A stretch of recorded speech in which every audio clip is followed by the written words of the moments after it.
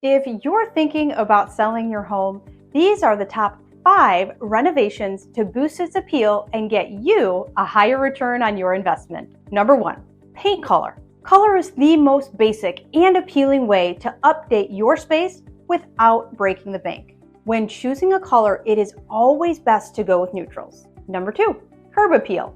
Now, we all know making a first impression is key. It's all about creating an inviting and visually appealing exterior that captivates everyone passing by.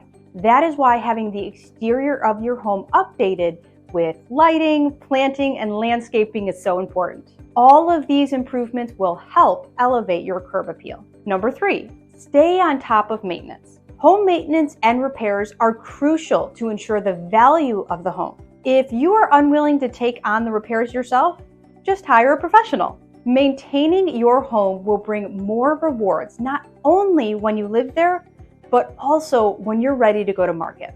Number 4, kitchens and bathrooms. Although these two spaces can get costly to renovate, they are often the first areas buyers critique and scrutinize when buying a home. Simple things like updating the cabinets or the appliances and adding new fixtures can add value. Number 5, scents.